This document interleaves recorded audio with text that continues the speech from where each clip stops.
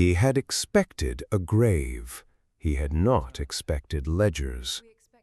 Gideon Ashcombe stood in the doorway of his own estate office, travel dust still clinging to his boots, and stared at the wife he had left for dead 3 years ago. She did not rise to greet him. She did not gasp or weep or do any of the things a returning husband might reasonably expect from a woman he had abandoned to a house that smelled of mildew and slow decay.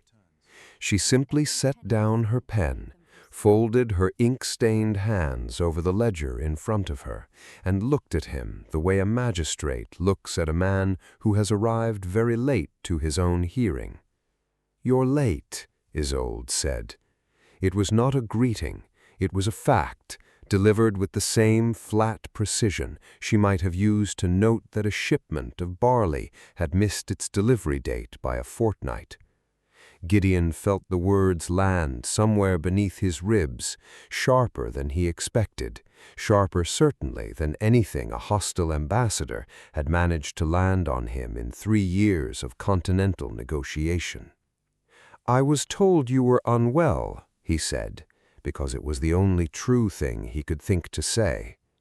"I was unwell." She did not blink. "I was told by the same physician whose letter you are no doubt remembering that I was unlikely to survive the winter, any winter. That was 3 winters ago, Your Grace. I have read the letter myself. I found it in your solicitor's files last year, tucked behind a stack of unpaid invoices, as though my death were simply one more administrative matter to be filed and forgotten." Gideon's hand tightened on the doorframe. The wood was old, dry, and it groaned faintly under the pressure, the only sound in the room besides the low crackle of the fire she had apparently insisted be kept burning, even in an office no one knew still existed.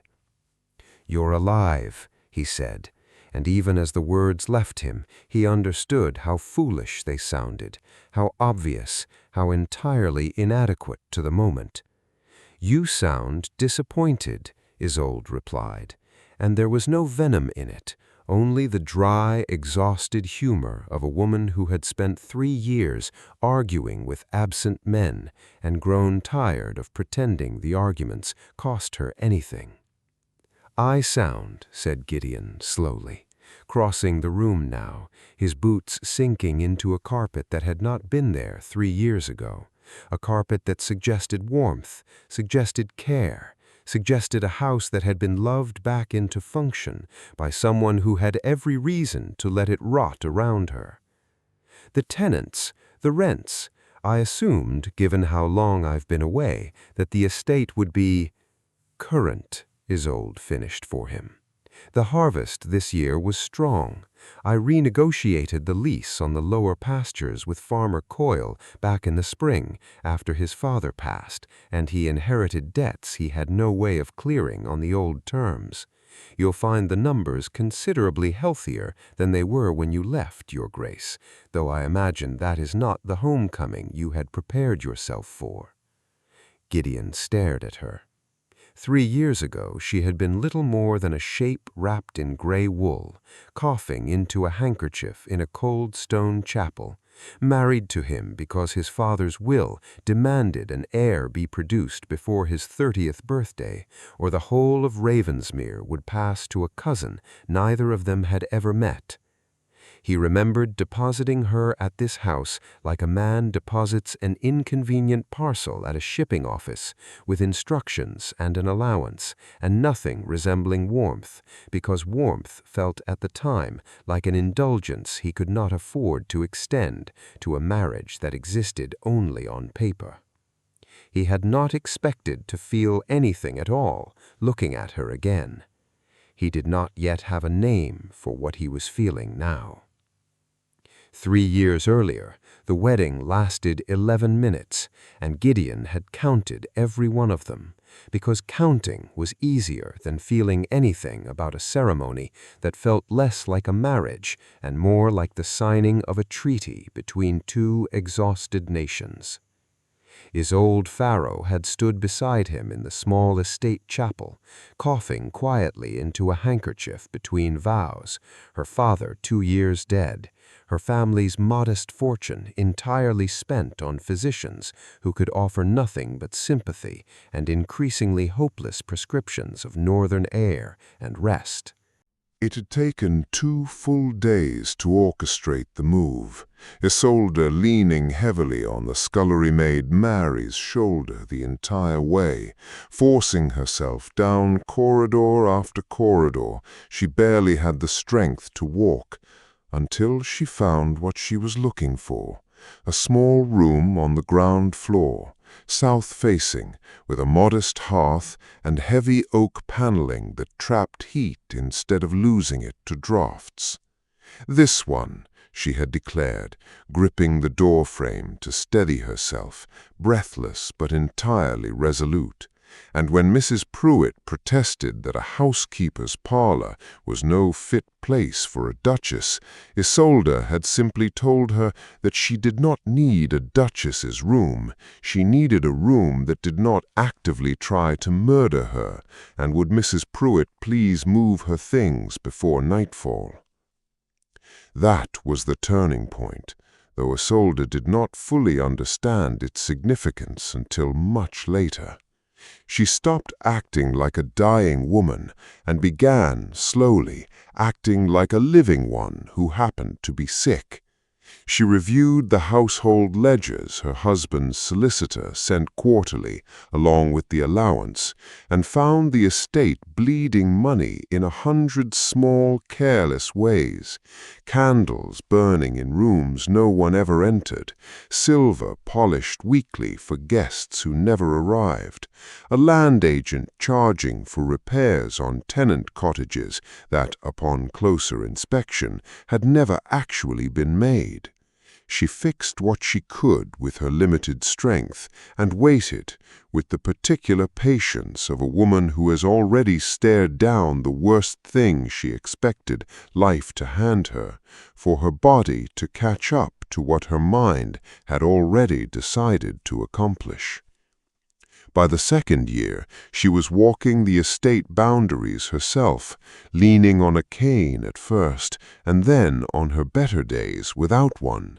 She renegotiated the lease on the lower pastures after reading every agricultural text left neglected in Ravensmere's library, and she discovered, going through 3 years of unopened correspondence no one had thought a dying duchess would ever trouble herself to read, that her husband's aunt, Cornelia Vane, had been quietly diverting a portion of the tenant rents into a private account, small enough sums each quarter that no one, not a dying duchess too weak to check, not an absent duke too consumed by war to look, had ever thought to notice. Isolde had noticed. She said nothing to Cornelia, not yet. She simply began keeping her own careful parallel accounting, patient in the particular way that people who have already stared down their own death tend to become patient about everything else. By the 3rd year, Ravensmere Hall no longer smelled of dust and abandonment. It smelled of wood smoke and fresh bread and the lavender she cut herself from a garden she had cleared with her own 2 hands on the days her lungs allowed the labor. She had turned a marriage built to end in her funeral and turned it, instead, into an entire functioning life. And she had done it so thoroughly, so completely, that she had stopped waiting for her husband to return at all. She had simply stopped needing him to. Gideon spent his first evening back at Ravensmere in a state for which he did not have adequate language. He walked the corridors after a dinner served, he noted, not in the grand dining hall his father had once insisted upon for even the smallest occasions, but in a small warm parlor near the kitchens, on Isolde's quiet insistence, the food simple and good rather than ceremonial. He found evidence everywhere of a woman who had rebuilt his entire inheritance without once thinking to ask his permission. The east wing stood shuttered against the cold, its chimneys swept and cold, clearly closed with deliberate purpose rather than neglect. The central block, by contrast, was alive in a way he did not remember it ever being, even in his father's time, when the family had money enough to heat every room and chose out of some inherited sense of grandeur to leave half of them empty regardless.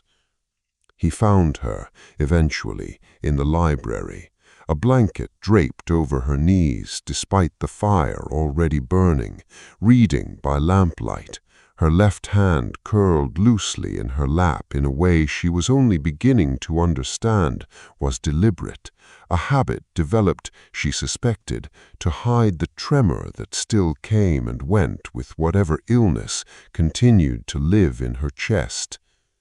"You're still unwell," he said from the doorway. "I am always unwell," Isolde said, not looking up from her book. "That has not changed, and likely never will. What has changed is that I no longer organize my entire existence around it." She finally lifted her eyes to his. "I still have bad days, Gideon, days I cannot leave this room at all, but I have learned to build a life around the good ones rather than simply surrendering to the bad." Gideon crossed the room and sat, uninvited, in the chair opposite hers. "I owe you an apology," he said. "For which part precisely?" "For leaving you here to die, and for being so entirely wrong about the outcome that I did not think to check on you even once in 3 years." His own father's will had been specific on the matter of marriage. Married before 30, or Ravensmere passed to cousin Edmund, a man Gideon had met exactly twice in his life and disliked on both occasions. Gideon had turned 29 that spring, with a diplomatic commission to the Baltic waiting on his acceptance, and a war creeping steadily closer across the whole of the continent. And he had needed, above every other consideration, a wife who would ask nothing of him beyond a signature. Isolde Farrow, dying and penniless, in need of exactly the security his title could offer, regardless of how briefly she lived to enjoy it, had seemed, at the time, the solution to a problem he had no patience left to solve any other way. "I ride for the coast within the week," he had told her, in the carriage on the way to Ravensmere, not looking up from the dispatch in his lap. "The Crown requires a courier for the negotiations. I do not expect to return quickly." "I understand," she had said. "My solicitor will see to your allowance." "I understand that as well." He had glanced at her then, really looked at her for what he realized might have been the first time since the ceremony itself, and found her watching the passing window with an expression so composed it startled him, given the tremor visible in her left hand where it rested, half hidden in the folds of her lap. "The physicians believe the northern air may ease your lungs, or worsen them considerably.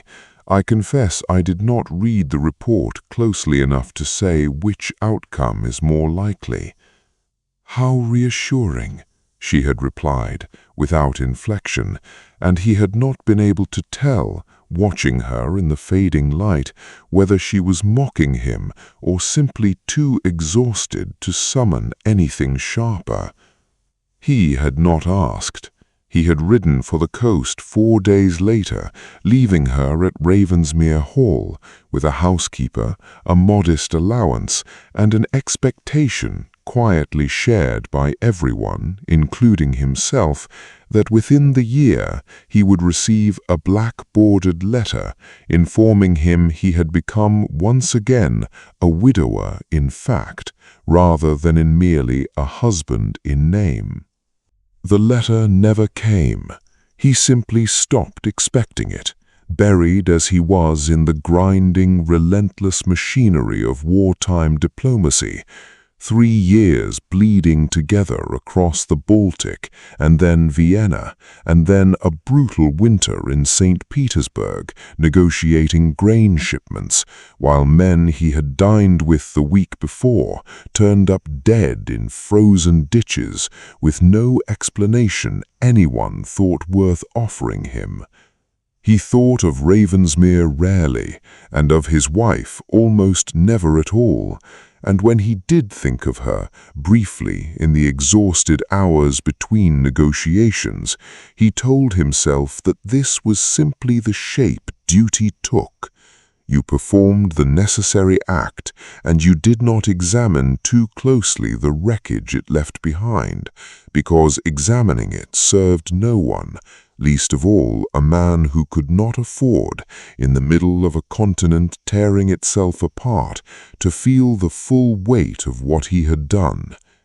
He had believed that entirely, right until the moment he walked into his own estate office and found the wreckage sitting very much alive behind his father's desk, composed, unimpressed, and entirely uninterested in making his homecoming easy for him. The first winter had very nearly killed her, and Isolde remembered almost none of it clearly. What she recalled instead were fragments, the fever climbing until her skin felt like it belonged to someone else entirely, the housekeeper Mrs. Pruitt's hands changing linens gone dark with the particular kind of blood that meant her lungs were losing whatever fight remained in them. The wind screaming through window frames no one had properly sealed since her husband's grandfather's time. She remembered praying in the brief lucid moments the fever allowed her, not for survival exactly, but simply for the strength to stop being managed by other people's expectations before she died beneath them. She remembered with far more clarity the morning the fever finally broke. She had woken to find herself staring up at the water-stained canopy of the master bed, listening to the loose window frame rattle in a wind that seemed determined to find its way inside, no matter how many blankets she piled against the sill. And she had understood, with a sharpness that felt almost violent after months of fevered haze, that she was not going to die in this particular room, not because the illness had lifted, because the room itself, cold and vast and utterly indifferent to her survival, seemed intent on finishing what the illness had started. And she found quite suddenly that she was no longer willing to let it. "Mrs. Pruitt," she had said, her voice little more than dry leaves scraping over stone, "move me out of this room." The housekeeper, dozing in a chair beside the dying fire, had startled awake, certain for one terrible moment that her mistress had finally, mercifully stopped breathing. "Your Gracer, this is the master suite. It wouldn't be proper for—" "I don't care what's proper. I care what keeps me breathing until spring." Something flickered across her face at that. Not quite forgiveness, but the first genuine crack in the flat composure she had worn since the moment he'd walked into that office. "I did not expect you to check," she said. "I expected exactly what you gave me, a title, an allowance, and your absence. I built my life around that expectation, Gideon, not around any hope that you might break it." That is a considerably harsher assessment of my character than I would like to accept. It is nevertheless an accurate one, Isolde said, and I am not particularly interested in softening it simply because you've come home 3 years later wearing an expression of guilt. Gideon absorbed this in silence, watching the firelight move across her face, and found himself, for the first time in longer than he could easily remember, entirely without a diplomatic response. "No," he said finally, "I would not ask you to pretend that. If Isolde's flat honesty is already your favorite part of this story, comment the ledgers below and subscribe, because the next phase is where her husband's own aunt becomes the real threat to everything she's built. Cornelia Vane arrived at Ravensmere 4 days after Gideon's return, her carriage announced by a footman who had clearly not yet learned that the Dowager Marchioness's visits over the past year had grown considerably more frequent than simple courtesy required. She swept into the drawing-room in deep plum silk, arms extended, the very picture of a doting aunt overjoyed to see her nephew safely returned from a war that had swallowed so many better men than him. And for a moment, watching the embrace from across the room, Isolde almost let herself believe the performance was genuine. "Gideon, darling," Cornelia said, holding him by the shoulders at arm's length as though inspecting him for damage. "We had begun to fear the very worst. 3 years and barely a letter to reassure us you still lived." "The Crown does not permit leisurely correspondence during wartime negotiations, Aunt Cornelia," Gideon said, allowing the embrace with a visible reserve that suggested he too had not entirely forgotten the distance she had kept from Ravensmere during the years he believed his wife was quietly dying without an audience to witness it. Of course, of course." Cornelia's eyes moved almost immediately toward Isolde, seated near the window with a ledger across her lap, and something in her gaze lingered there with poorly disguised distaste, the particular distaste of a woman confronting an inconvenience she had long assumed time would eventually resolve on its own.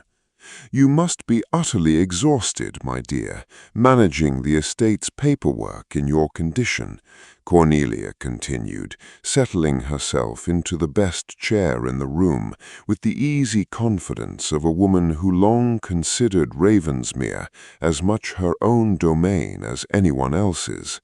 "Francis Vane would be only too glad to relieve you of such burdens should you find the work too much for your constitution."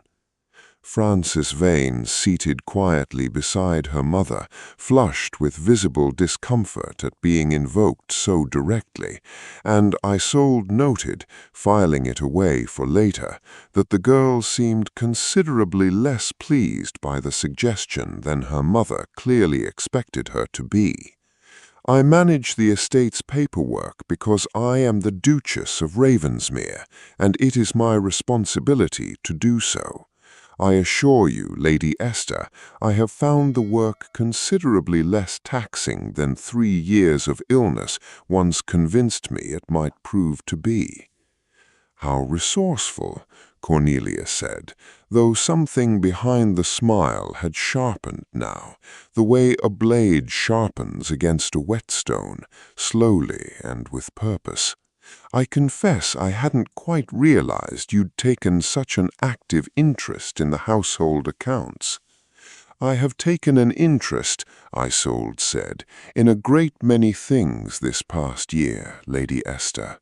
The tenant rents, the land leases, the quarterly disbursements made to various members of the family with long-standing arrangements against the estate's income."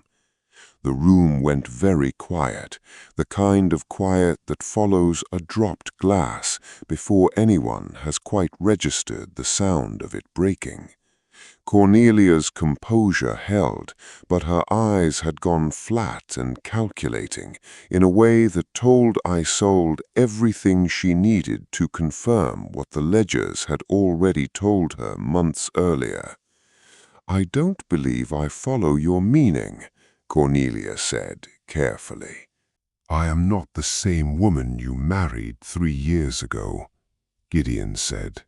"I am counting on precisely that, Isolde. I did not fall in love with the woman I left here, Isolde, because I did not know her well enough to love her at all, and I have never once pretended otherwise. I have fallen in love, instead, with the woman who rebuilt my entire estate from a sick room, who caught her own aunt-in-law's theft using nothing but patience and careful arithmetic, who chose kindness toward a rival's daughter when cruelty would have been so very much easier to justify. That is the woman I am asking to marry me properly this time, not out of duty, but because I find I genuinely cannot imagine building whatever remains of my life with anyone else."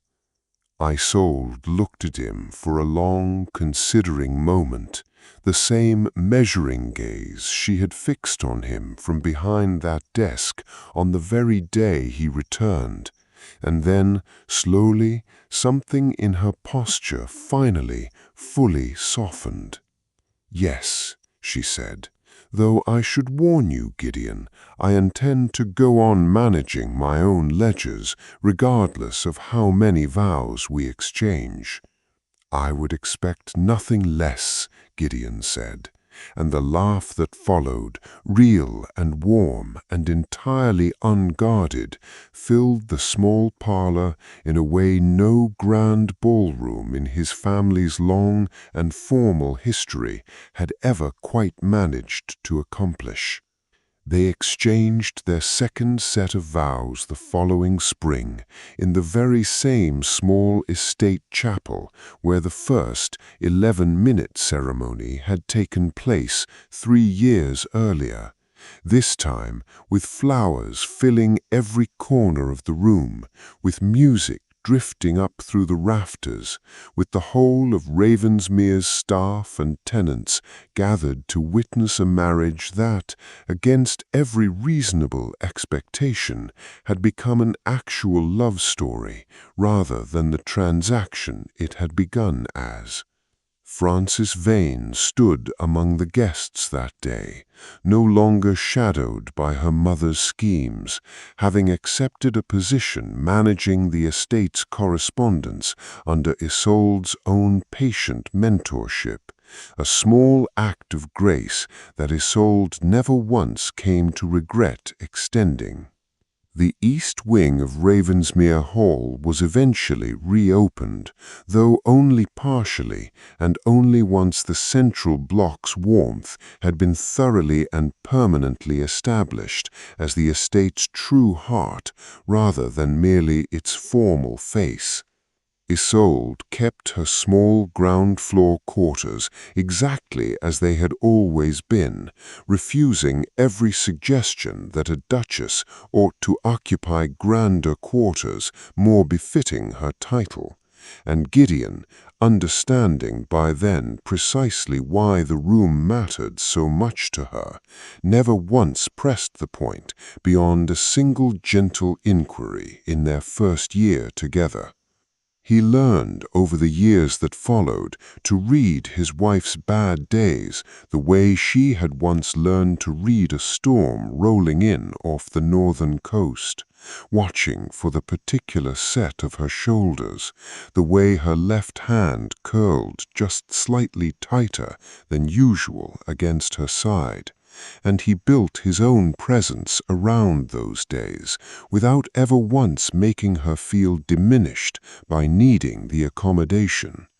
Visitors to Ravensmere in later years often remarked with a certain bemused fondness on the peculiar warmth of a household run so plainly, so practically, by a duchess who kept her own accounts and grew her own herbs, and once, according to a story that travelled through the county for decades afterward, caught her own husband's aunt in years of quiet, patient theft, using nothing more than a set of household ledgers and the sheer stubborn refusal to die on anyone else's convenient schedule. Isolde never once corrected the story when she heard it repeated at dinners she attended, or fairs she visited, or in the quiet gossip of servants who assumed she could not hear them. It was, after all, perfectly and entirely true. "I believe you follow it perfectly well," Isolde said, "though I understand why you might prefer I did not say so in front of your daughter. I have the ledgers, Lady Esther, going back 3 full years, cross-referenced against the estate's actual expenditures during that time. I have found a discrepancy that recurs every quarter, an amount that has grown steadily larger with each passing year, always dispersed to an account I have traced through some considerable and admittedly tedious effort directly to your own solicitor in London." Gideon's head turned sharply toward his aunt, and whatever warmth had remained in his expression from the earlier embrace drained out of it entirely. "Cornelia," he said, in a tone Isolde had not yet heard from him, low and dangerous in a way that suggested he had used it before on men considerably more powerful than his aunt, in rooms where the stakes had been considerably higher than a single family's pride. "This is absurd," Cornelia said, color rising sharply in her cheeks now. "A sickly girl playing at bookkeeping in her sick room has no business making accusations of this kind against family, Gideon, and I am frankly astonished you would entertain such nonsense for even a moment." "I'm not sickly," Isolde said evenly, "though I understand the assumption has been rather convenient for you these past 3 years. A dying duchess was unlikely to ever think to audit an estate no one expected her to survive long enough to manage. I imagine that particular calculation factored quite significantly into your thinking, Lady Esther, when you first began drawing funds from tenant rents you had no legal claim whatsoever to touch." "You have no proof," Cornelia said, "beyond a set of numbers assembled by a grieving girl with nothing but time and imagination to occupy her lonely hours. I have 3 years of correspondence between your solicitor and Ravensmere's former land agent, detailing precisely the mechanism by which tenant rent overages were quietly diverted quarter after quarter into an account bearing your own name. I have witness statements from 2 separate tenants who were charged repair fees for cottage work that never actually performed, work your land agent nevertheless certified as complete in exchange for a share of the inflated cost. And I have," she added, with the particular calm of a woman who has spent 2 full years preparing for exactly this moment and refuses to be rushed through the satisfaction of it, "a letter written in your own hand, addressed to that same land agent, discussing the arrangement in language considerably less careful than I imagine you would have chosen had you ever believed anyone would think to go looking for it." Cornelia's face had gone the particular shade of white that belongs to a woman watching a carefully constructed edifice collapse in real time in front of precisely the audience she had spent years assuming would never see it fall. "Gideon," she said, her voice losing her earlier warmth entirely, "surely you do not intend to take the word of a what exactly, Aunt Cornelia?" Gideon's voice had gone cold in a register Isolde had not yet heard from him, sharper than diplomacy, closer to command.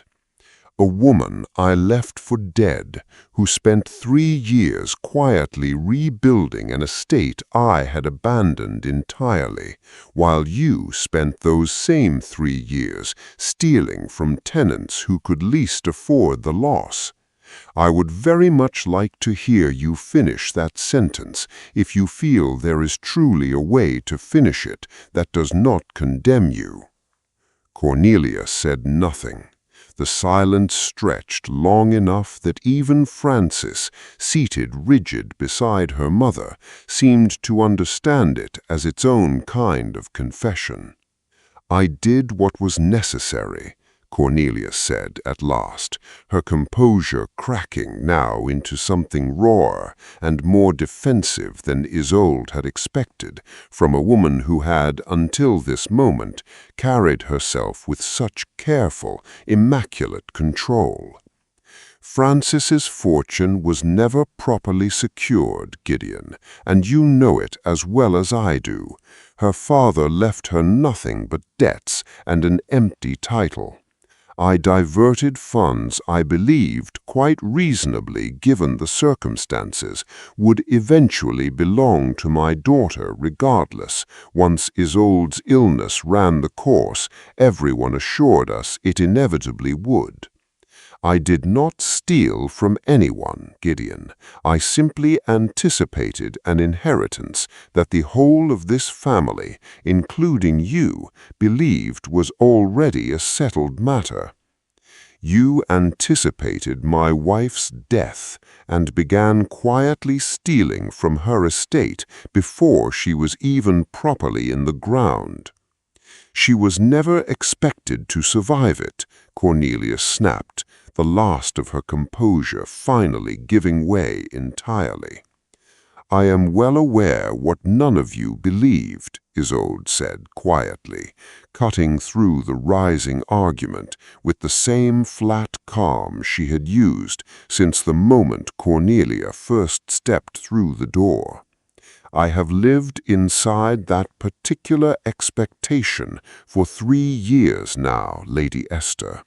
I understand, perhaps better than anyone else in this room, precisely how inconvenient my continued survival has proven to your plans.